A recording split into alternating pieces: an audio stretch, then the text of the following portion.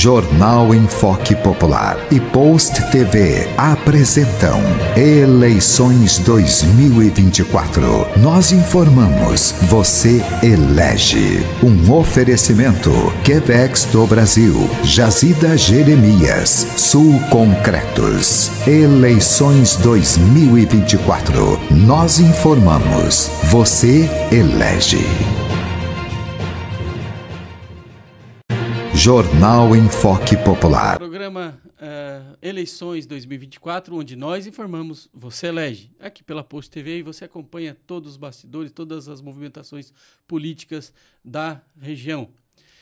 No programa de hoje eu recebo uma figura, né, do antigo MDB, uma figura que foi um dos fundadores do partido, inclusive, e vai falar um pouquinho dessa história política, lá desde a formação do partido aqui no município de Araranguá. Eu tenho a honra e o prazer de receber o Edson da Costa Ferreira. Muito bem-vindo à Post TV. Boa tarde, Everaldo. Boa tarde aos espectadores da Post TV. Então, o objetivo justamente do convite ao Edson é que o Edson é um dos fundadores do MDB, lá dos anos 60, né?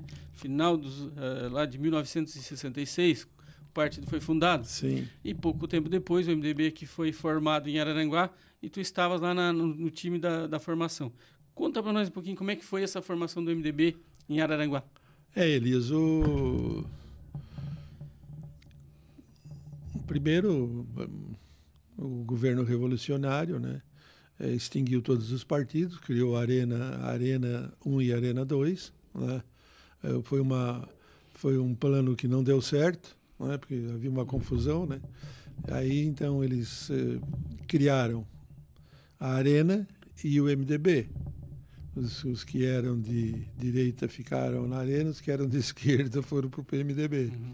Aí começou uma história triste da nossa página, né, porque muita gente se infiltrou no MDB à época, né, com ideologia de esquerda. Né? Nós éramos esquerda oposicionista, não esquerda nem comunista e nem socialista. Né? Nós tínhamos objetivos bem definidos, né, que ao transcorrer do programa a gente poderá... Então, o MDB foi formado em 66, né, com o partido ali, isso combinado com a ditadura militar, né, aquele período da ditadura, a ditadura abriu para o bipartidarismo naquele momento. Como tu lembravas bem ali, foi formadas a Arena 1 e a Arena 2 ali, né? Sim. E o MDB nasce, então, como esse partido que é um partido que enfim, é um partido que seria mais popular na época, enfim. Sim. E o outro lado era um partido mais comandado pelos militares, né? Sim. Aí como é que foi a história de formar um partido autorizado pelos militares, mas sendo que estava em plena ditadura militar, né? É um desafio grande para vocês. Não, justamente a criação do MDB se deu justamente pelo problema que deu, né? A confusão grande que deu, porque filiado da Arena 1 e Arena 2 foi uma miscelânea. Então, aí eles extinguiram a Arena 1 e 2, aí ficou a Arena e o MDB. Foi a partir daí que, 3 anos depois, nós resolvemos fundar o diretório aqui em Araranguá. A princípio, não era eu a pessoa indicada, era um funcionário do Banco do Brasil, mas por pressão vinda de cima, né, ele teve que abrir mão, né, e aí o diretório estadual procurou meu pai, que meu pai era o presidente do PTB em Araranguá, né, foi o presidente do PTB em Araranguá, procurou o meu pai para que... Como é que era o nome do seu pai? Tomás Silvestre Ferreira, né, para que ele fundasse o partido. Né? Ele disse, não estava com uma idade já, né? Não, para aquela época, sim, muito avançada, ele já estava com 58 anos, isso em 1969. Não, hoje 58 anos é novo, né? Entendeu? Mas na época, sim, Né? Se achava idoso. Aí ele me indicou. Né?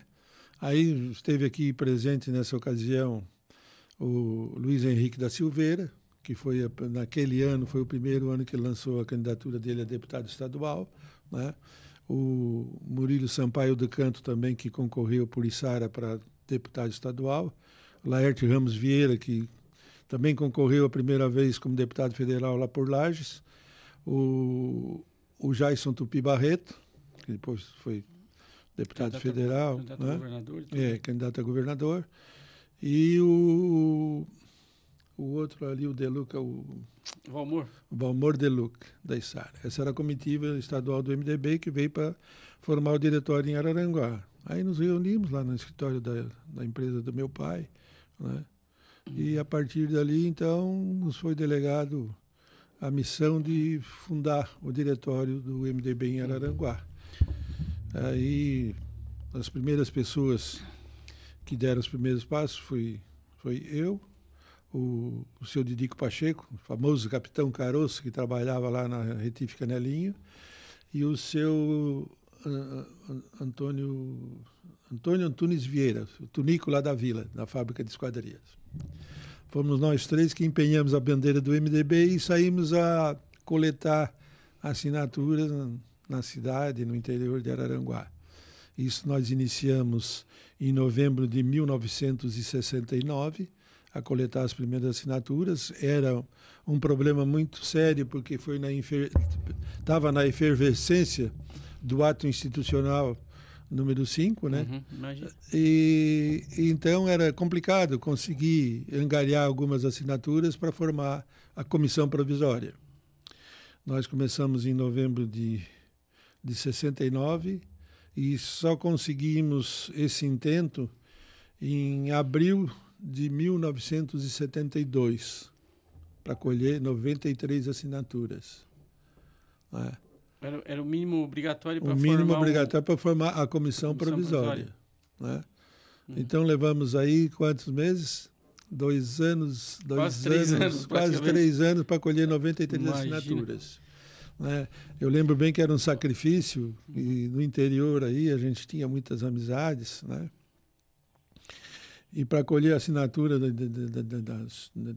dessas pessoas que estavam aderindo à nossa causa, ao movimento, né? O Valmor Marcelino já era dessa época? O Valmor Marcelino entrou nessa época, sim. Valmor Marcelino, lá no Hercílio Luz. O Reni também, lá no Hercílio Luz, que eu tenho lembrança, sim, né? E lá no Hercílio Luz. Eu não gostaria que estar citando nomes, né? Mas tudo bem. Como tu está me perguntando, né? Isso, até porque é difícil lembrar, né? Assim, é um válido. Assim né? Porque a gente prima assim ainda, né? Algumas coisas manter sigilo. Mas dessa turminha aí que o senhor citou aí, desse começar o partido, né? Os primeiros 93, digamos assim. Hoje, dessa turma, quantos assim mais ou menos o senhor tem contato? Quantos estão vivos? Hoje que tem, que eu lembro, Manuel Mota, o Enio Rosa de Souza, que hoje não é mais MDB, né? O Leno Baixa, que esses vieram depois, né? Já vieram quase lá no final das 93 assinaturas, né? O Paulo César, o Neri Francisco Garcia, né? O Eurico, meu irmão, deixa eu lembrar assim, o Neco, Manuel Serafim Matos, né? O Neco Manta, como eles dizem. Né? Hoje está no PDT junto com o Barão. O Barão veio depois também, já foi depois o Barão, depois nós formamos a comissão provisória. Né?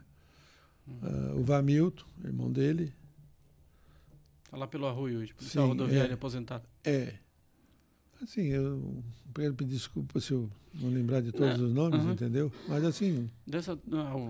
provavelmente muitos desses já faleceram, né? Sim, imagina. Não, desses que eu citei nomes estão vivos. Não, esses aqui todos vivos, né? Esses todos vivos. Sim, mas digo, desses 93 ao todo aí, alguns devem ter falecido, né? Sim, desses, né? Sim. O João da Silva foi o João falecido, né? Que veio depois também, né? Depois foi candidato a prefeito, já veio lá mais ou menos. O João entrou no MDB lá por 1971. O Godofredo Salvador era do início ali? O Godofredo Salvador... O advogado?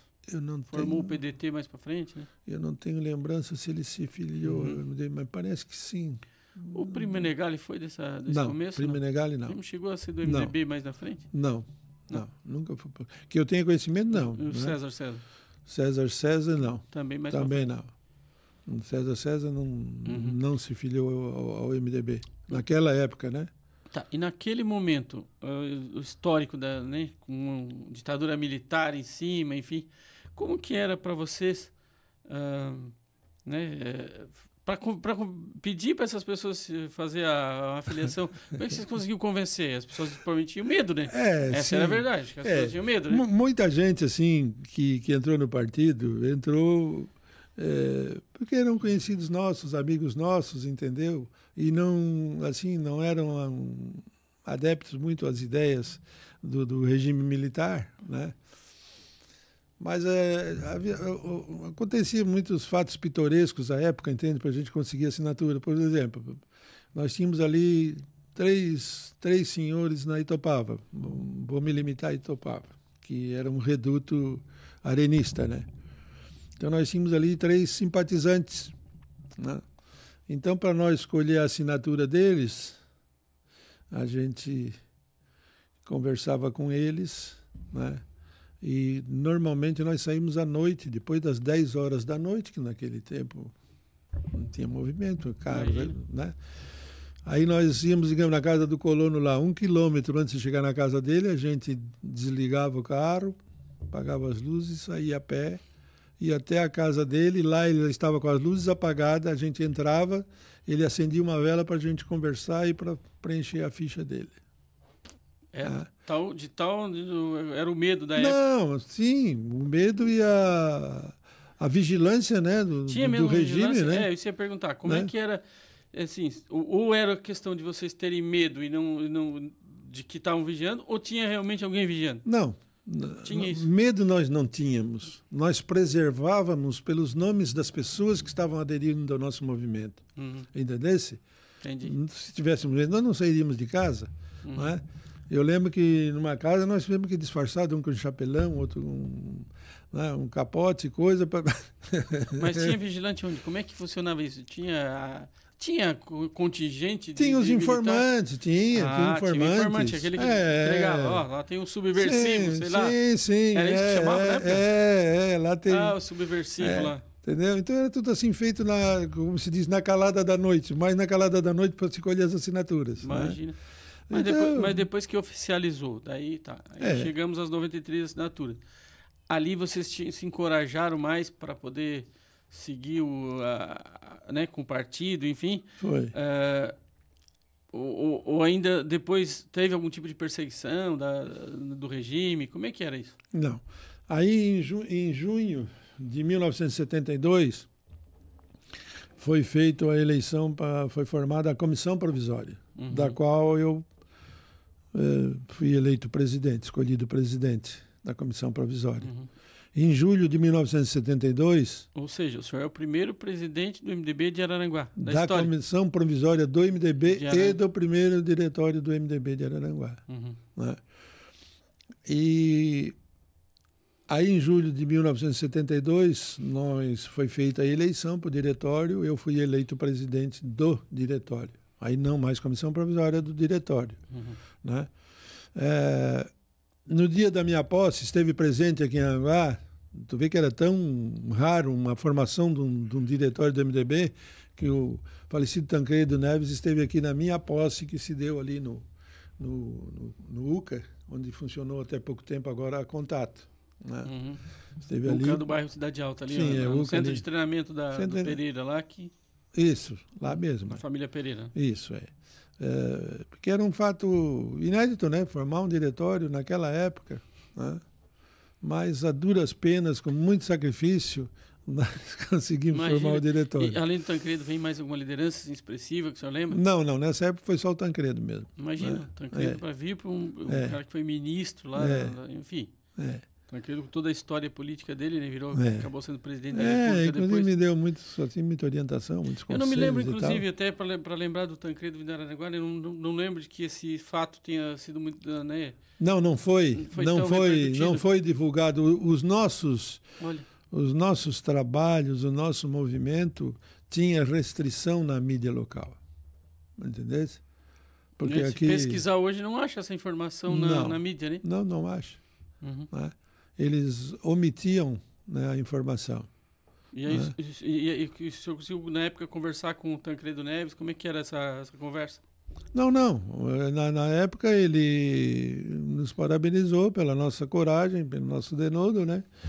E nos deu assim algumas dicas, algumas orientações, né, para algumas normas, né, algumas diretrizes para conduzir o diretório municipal. Né? Aí nós marcamos uma assembleia depois da eleição, resolvemos lançar a candidatura para prefeito em 1972 mesmo, que ia acontecer no dia 15, a eleição naquela época era dia 15 de novembro, né? Era um turno só, né? Aí lançamos a candidatura do João para prefeito e não tinha ninguém para concorrer como vice, eu acabei concorrendo como candidato a vice-prefeito. E na época não tinha ninguém para concorrer como vice. Era por quê? Era por conta de não ter realmente candidato ou é porque existia algum tipo de restrição ainda? Não, as pessoas tinham algum receio, entende? Né? A grande maioria tinha receio, né? Não vou dizer medo, mas receio, entendeu? De alguma represália, né? Entendeu? Mas... E vocês disputaram contra quem naquela época? Nós disputamos, era o Lino Jovelino Costa e o Eduvirges Pires, de vice-prefeito.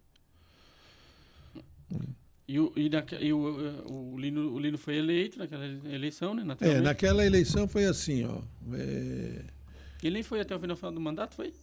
Porque o Eduvirges Pires acabou assumindo ou não? Não, o Eduvirges assumiu no mandato do Nalci, que ele era vice do Salmi. Salmi, né? Foi ali que ele assumiu. No Mas nesse do Lino ele foi até o final do mandato? Sim, foi. Então aí, o Everaldo... E que partido que era o Lino na época? O Lino é da Arena. Era Arena? Arena. Nessa época era Arena e MDB, né? Só tinha os dois, só tinha os dois partidos, né? Isso, ali já deu essa... Sim. Então, assim, aí lançamos as candidaturas e começamos a trabalhar e a gente teve uma boa aceitação, né? Fizemos um trabalho muito bonito nesse interior, tinha muita gente que era da Arena, mas estava abraçando a nossa causa, entendeu? E nós tínhamos a eleição praticamente ganha com mais de 1.000 votos. E o que aconteceu nesse período que acabaram perdendo a eleição? Quando você quer dar o passo maior que a perna, mostrar aquilo que você realmente não pode ou não tem condições, ou não aí você acaba dando com o nariz na parede, né? E foi o que aconteceu conosco.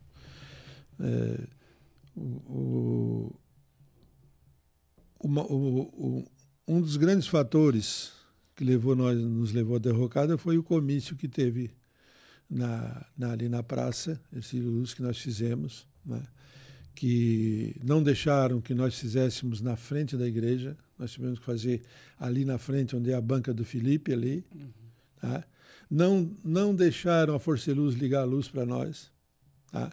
Nós fizemos o comício em cima de uma carroceria de caminhão, a luz de a gás, tá?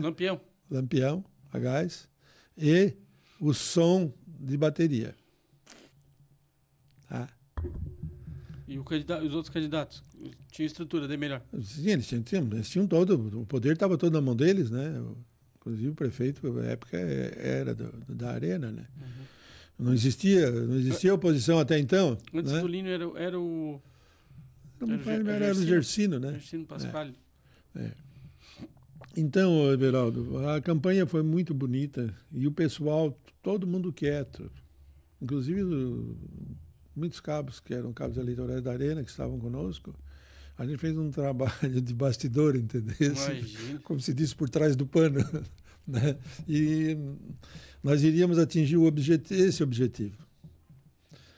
Mas o diretório achou por bem, eu fui voto vencido, fazer esse comício. Eu disse, não, vamos fazer o comício que vai começar aí a nossa derrocada. Tanto é que na véspera do comício, o comício ia ser no domingo, a eleição ia ser no dia 15, e no domingo anterior à eleição foi feito esse comício na praça. Eu, no sábado à tarde, o falecido José Pereira, o dono da Savep, morava ali na 7 de setembro, E aí eu fui na casa dele, conversei, eu era o presidente do partido, fui lá conversar com ele para conseguir uns 2 ônibus para trazer os eleitores da Sanga da Toca e lá da Ilhas e Canjica. E que naquela época, né, digamos, né, podia fazer isso, né? Podia fazer transporte de passageiros. Podia fazer, né? Era permitido. Podia fazer, a gente disponibilizava os carros com licença da Justiça Eleitoral para transportar os eleitores, né? E aí cheguei na casa do Zé Pereira à tarde. Eu disse, ô Edson, tinha muita amizade com ele. Ô Edson, o que te traz aqui? Eu disse, não, José, eu vim aqui conversar com o senhor. Eu sou o presidente do MDB, a gente vai ter um comício amanhã. E já vou ser bem franco, eu sou contra essa ideia do comício, né? Porque eu já vou lhe dizer, até amanhã, na realização do comício, a eleição é nossa. Nós ganhamos a eleição com mais de 1.000 votos, Sr. José Pereira. Mas esse comício vai alertar vocês e vocês vão acordar, porque vocês estão deitados em berço esplêndido contando a eleição ganha. E era isso que eles tinham convicção, entendesse? Né? E nós sabíamos, né? Nós tínhamos todo o controle. Né? E a hora que chegou no comício? Aí, ele disse, houve um trabalho ali. Ele disse, não, Edson, vocês não têm eleitor para encher um ônibus. Eu disse, não, então você pode mandar a sua frota toda. Eu sou contra o comício, eu já vou lhe dizer. Né? Mas o senhor pode mandar a frota, que vai faltar ônibus. Eu disse, então eu vou te mandar 5 ônibus. Vou mandar um para Itopava, um para Sanga da Toca, um para Arroio do Silva, um para o Morro dos Conventos e um lá para Ilhas. O Everaldo, os ônibus vieram, pareciam aqueles ônibus lá, os indianos, aquele que vem gente até até no retrovisor. Janela, gente divisado até no retrovisor. Pai, faltou lugar. Imagina. E aquela praça ali encheu, que nunca, até hoje não se viu um comício em Araranguá. Eu não tenho lembrança, né? Estou aqui há 78 anos, não tenho lembrança de um comício igual àquele que ocorreu. Porque ele foi desde ali da esquina, da ponta do calçadão, que era a antiga Gomes Garcia, o Café Brasil ali na esquina, até até o fim da rua Getúlio Vargas, que terminava lá no Colégio Estadual. Né? Ela não tinha continuação para lá. Sim. Até ali. As duas mãos, para lá e para cá, era uma multidão só. Nós fomos carregados nos braços. E aquilo alertou... Isso foi que dia da eleição? A eleição foi dia 15 de novembro. O comício foi o quê? Dia 8 de novembro, por aí. Uma semana antes, 7, 8 de novembro. Né? E eu lá de cima do palanque eu vi o seu Afonso Guizo na esquina ali da Gomes Garcia, que era um deputado estadual, né? Pai do Martinho Guizo, do DAO, né? O seu Altíssimo Tournier, que era foi presidente do PSD, né? O seu Lino Jovelino, o Salmir Palladini, o José Pereira, o Gersi Pasquale, o Gersino Pasquale, todos na esquina da Gomes Garcia olhando a movimentação. E ali eles se alertaram. Tanto é que depois da eleição, o senhor José me procurou. Seu Edson, tu estava certo. Quem falou isso? Seu José Pereira.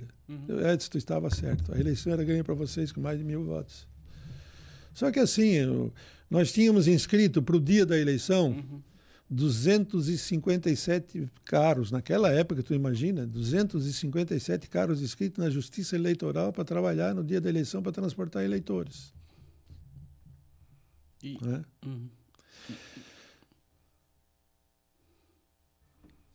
Há fatos assim que... O que será que aconteceu nesse período que os 257 carros já não eram mais aqueles que funcionaram? Aí chegou o dia da eleição. Fui lá para o diretório, apareceram 15 carros. 2 eram meu, aliás, 2 eram do meu pai, 1 era meu, 1 do meu irmão. 1 do João dos Pintos, ele tinha 2, só apareceu só 1. E o resto é o Tonico, o Capitão Caroço e tal. Os 15 carros que apareceram, os outros foram todos comprados. Como é que funcionava isso? Comprava o dono do carro para não levar o carro? Naquele tempo eles compravam voto abertamente, né? Podia? Podia. O que eles fizeram? Pegaram a nossa relação de eleitores e mandaram gente para Criciúma, mandaram gente para Torres, mandaram gente para Arroio do Silva pescar, entendeu? uns eles não quiseram sair, eles pagaram o voto. Foi essa é a realidade, isso pode se falar hoje, porque é o que acontecia na época, era praxe. Né? Hoje não pode, né?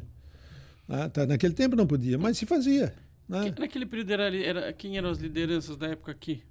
Nesse período, na eleição de 72? Quem é que tinha influência aqui? Era os Freitas? Era quem? Era o Guizo? Os Freitas nessa época não tinha mais tanta ingerência. O Guizo também já tinha perdido um pouco do poder dele, né? Mas prevalecia a Arena porque eles se uniram, a UDN e o PSD se uniu, entendeu? Aí tiveram força por isso, né? Aí o governo do Estado estava na mão, né? Eles tinham maioria na Assembleia. Que no passado o PSD e o DN se juntar era muito difícil, né? Era água e óleo.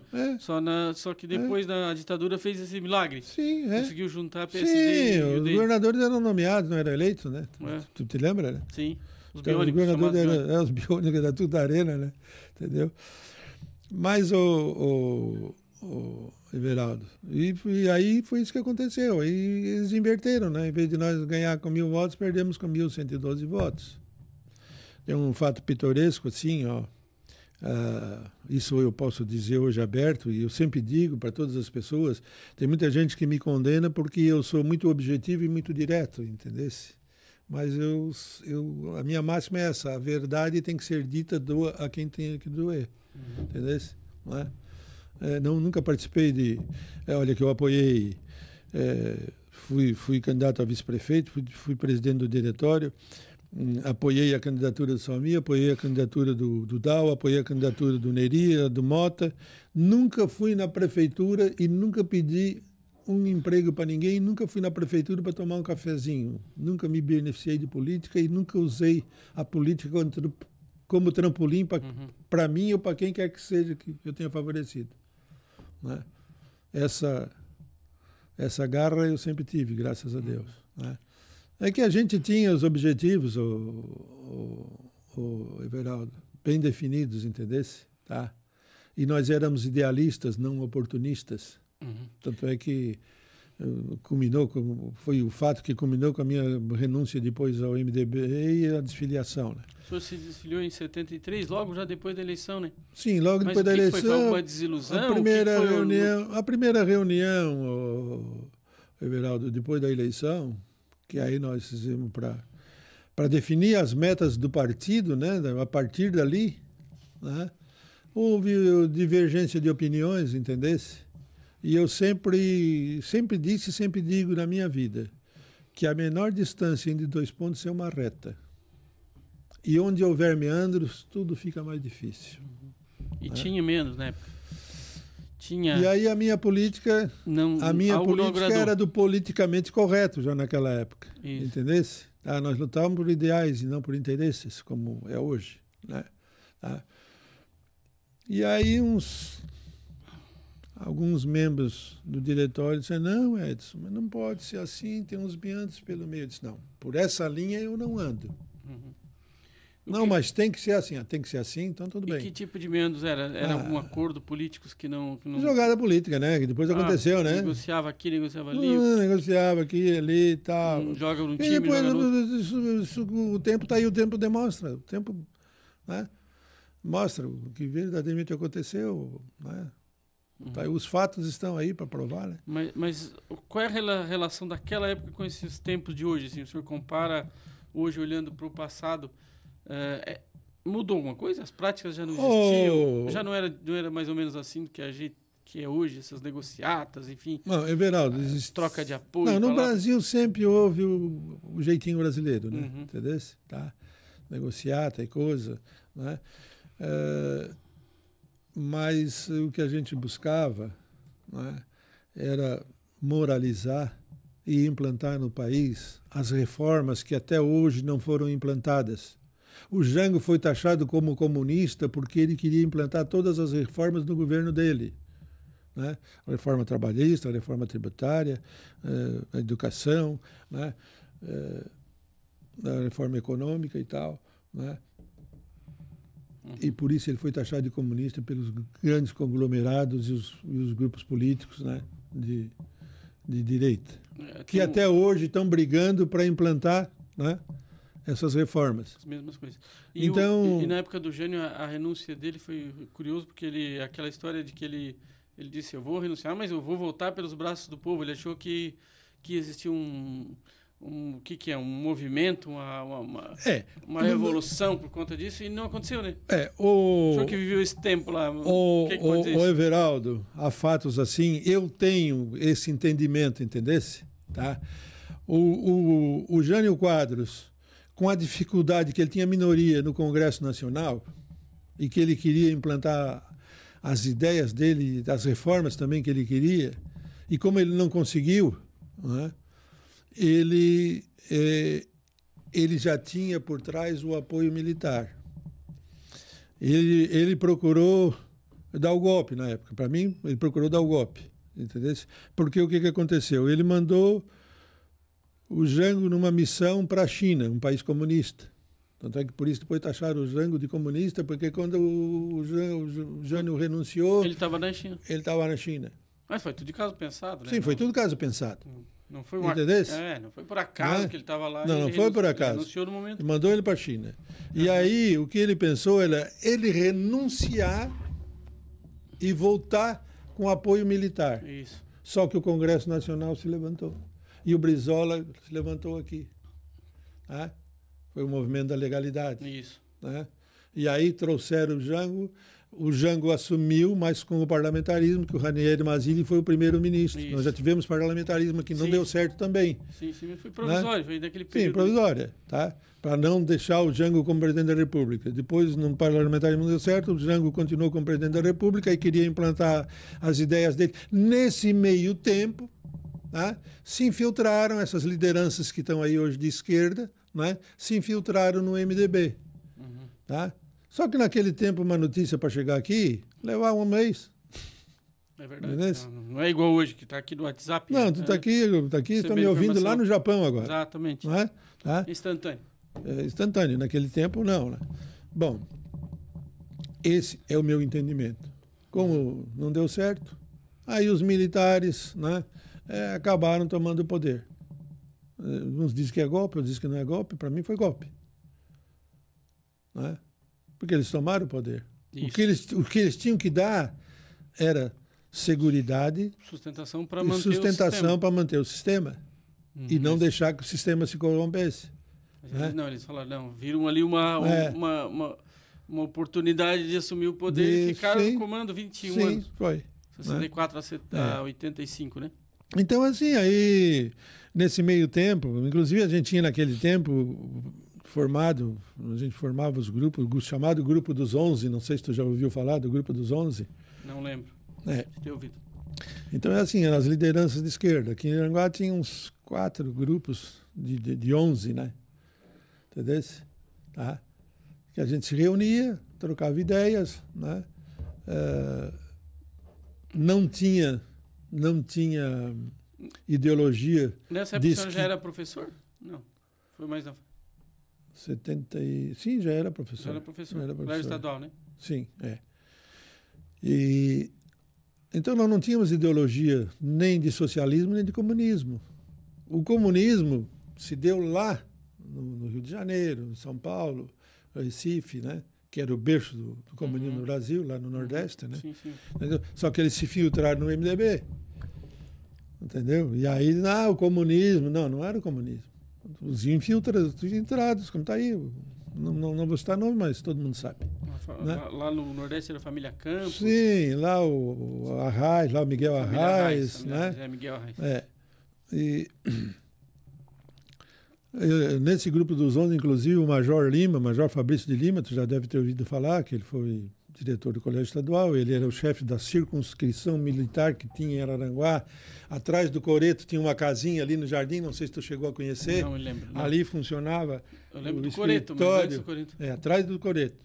Tinha uma casinha ali, né, que ali funcionava a circunscrição militar. Né?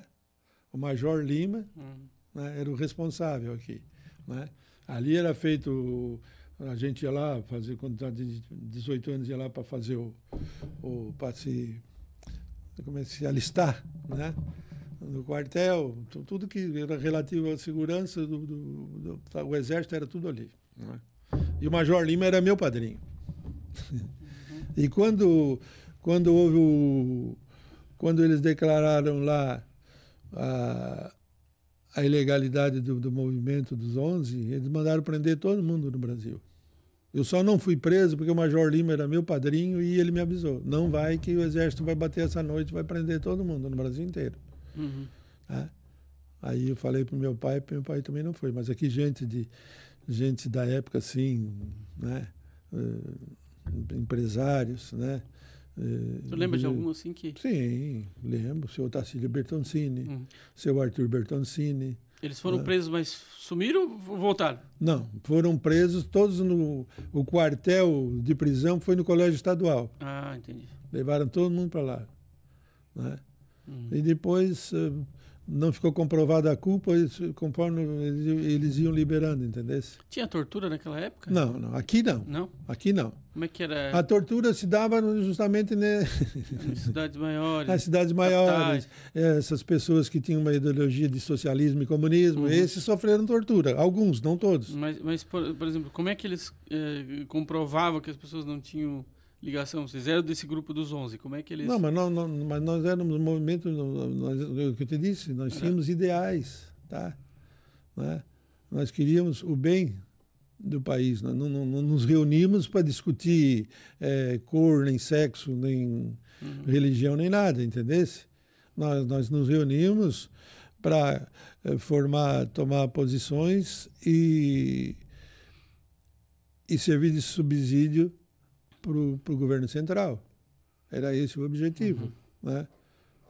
Não tinha nada de comunismo. Mas vocês queriam um governo mais ligado a vocês, no caso, Sim. um grupo de vocês, não ao militarismo, por exemplo. Não é ligado ao nosso grupo. Nós queríamos o bem do cidadão e da pátria brasileira. Entendesse? Tá? Que vem sendo vilipendiado desde que esse país foi descoberto. Né? Sempre a corda arrebenta no lado mais fraco. Essa é a grande realidade, está aí. Né? No governo atual, as barbaridades, as atrocidades que vem se cometendo. Né? Que a grande mídia não divulga. Né? Sim. Mas foi sofrido, Elias. E nesse caso? Foi difícil. E nesse caso, lá atrás, o senhor até 73, né, fez ali a eleição, desistiu da filiação, e daí, depois daquilo, o senhor seguiu acompanhando, o senhor acabou de falar que apoiava outros candidatos. Como de que forma apoiava? Só apoiava como eleitor normal ou apoiava politicamente? Não, assim, aí eu me desfiliei eu renunciei à presidência do MDB em janeiro de 1973, essa reunião inclusive deu na casa do Neri Francisco Garcia, né? Eu renunciei à presidência do MDB e pedi a minha desfiliação do MDB também. Isso. Nunca mais me filiei a partido político nenhum. Mas aí continuou ajudando na política ali? Apoiava um? Sim, Aí, como eu era amigo do Dal, amigo do Salmi, amigo do Neri, Mota, né? Eu apoiei.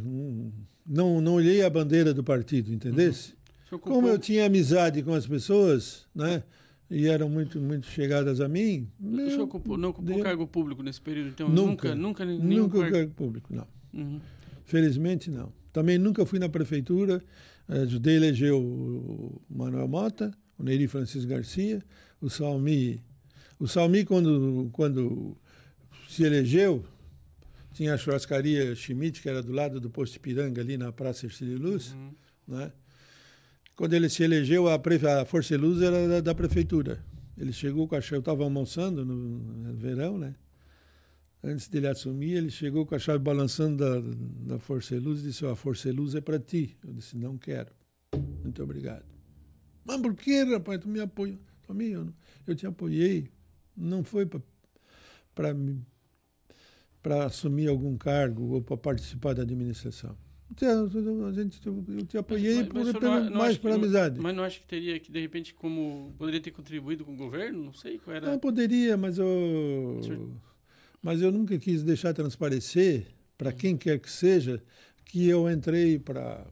Porque, infelizmente, é que assim, apoiou, agora pegou um cargo lá para se beneficiar, e tu sabe como é que eram as coisas. Né? Hoje é mais... nunca pediu cargo para parente? Nunca pedi, nada. Felizmente, não. Né? E hoje, agora olhando, né, voltando agora para... Nós estamos entrando na reta final da entrevista, eu já queria saber como é que está a tua visão em relação ao atual momento, né? Porque nós estamos vivendo um momento aí de, claro, polarização no partido, no país, né? Sim. Entre a esquerda e é o bolsonarismo e o lulismo, né? Infelizmente. Em Santa Catarina é um pouco diferente, né? Aqui é o PSD e o PL que estão hoje mais disputando esse poder político aqui estadual. E aí tem a preferência do eleitor. E aí o MDB e o MDB um pouco mais forte, o PP um pouco menos forte, mas são os principais partidos hoje ali, né? Como é que o senhor veja esse cenário hoje aqui, por exemplo, no país? O que o senhor veja para frente, né, senhor, que acompanha a política aí esses anos todos? Olha, o Everaldo, eu sou frontalmente contra essa divisão que está existindo no Brasil. Tá? Aqui eu acho que cor, raça, né, preferência partidária, deveria se ter mais respeito. Tá? Hoje é nós e eles, né, e não deve existir nós e eles, deveria ser só o nós, entendesse? Poderia ter um rio no meio como divisor, mas tu está aqui, eu estou aqui, a gente se encontra, vem pescar desse lado e desse outro, ou está pescando aí, estou pescando aqui, está tudo bem, vida que segue. Devia ser mais cordial a relação, sim, então. Hoje está mais cordial. Né? Muito pegado. Muito antagonismo, tá? Muito radicalismo político, entendeu? E isso é ruim. É ruim para a nação e é ruim para o povo brasileiro. Tá? E Santa Catarina, né? Essa no nacional é isso, mas olhando para Santa Catarina como estado hoje, como é que o senhor enxerga? Olha, Santa Catarina é uma exceção à regra dentro do mapa geográfico do Brasil, o Everaldo. Não sei se por causa das diversas culturas europeias que vieram para cá e se estabeleceram aqui, entendeu? Santa Catarina é um estado atípico, tanto é que está aí, né? Mas hoje Santa Catarina, eu estou um pouco meio à margem da política, entendeu? A idade chegou, coisa, mas eu fico observando, né? Araranguá, por exemplo, né? Eu pergunto, o César tem feito muitas obras. Tem. Por que hoje sobra dinheiro e ele está fazendo tantas obras? E por que lá atrás não se fazia isso? Não estou aqui tomando partido, entendeu? Sim. Tá? Não estou tomando partido, eu só estou fazendo um questionamento. Por que não se faz uma boa gestão nesse país? Por quê? Falta boa vontade política. Né? Hoje eu estava conversando com uma pessoa e disse, Edson, o poder corrompe. A pessoa vai para lá e tem que se moldar. Não é como a gente pensa, como a gente quer. Ele já esteve inserido nesse meio, né? Não é como a gente quer. A gente chega lá e muda. Tem que se moldar ao sistema. O senhor nunca se moldaria ao sistema, não é o seu estilo? Não. O senhor teve alguém da sua família que teve gosto pela política ou depois que o senhor parou também não incentivou ninguém a... Não. O senhor teve 3 filhas, né? Sim. Mas nenhuma delas, por exemplo? Não. As minhas filhas, inclusive, foram embora para os Estados Unidos. São cidadãs americanas, né? Uma faleceu faz 2 anos, né? As outras 2 são cidadãs americanas, se radicaram lá, não têm intenção de voltar para o Brasil, né?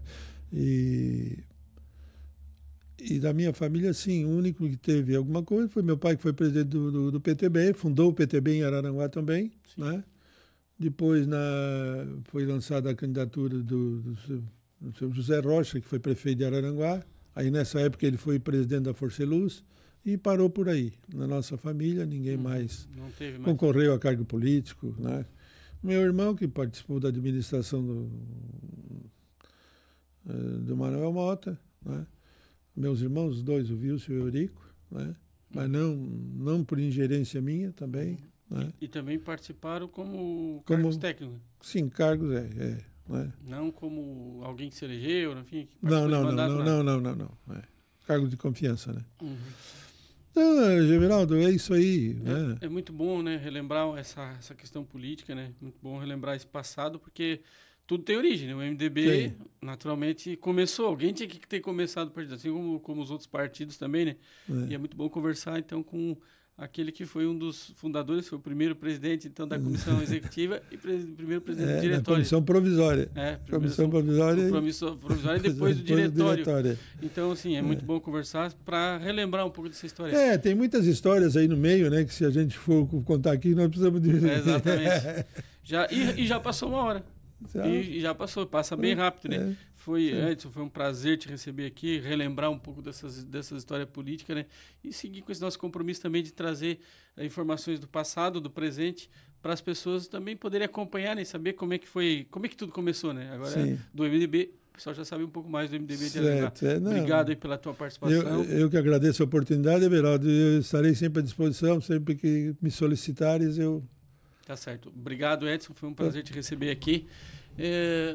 Com isso, a gente encerra, então, mais uma edição aqui do nosso Eleições 2024, onde nós informamos, você elege. Siga nos acompanhando pela Post TV, que ao longo desse período eleitoral terá muitas informações no nosso portal, nosso Instagram. Até mais. Jornal em Foque Popular e Post TV apresentam Eleições 2024. Nós informamos, você elege. Um oferecimento Quevex do Brasil, Jazida Jeremias, Sul Concretos. Eleições 2024. Nós informamos, você elege.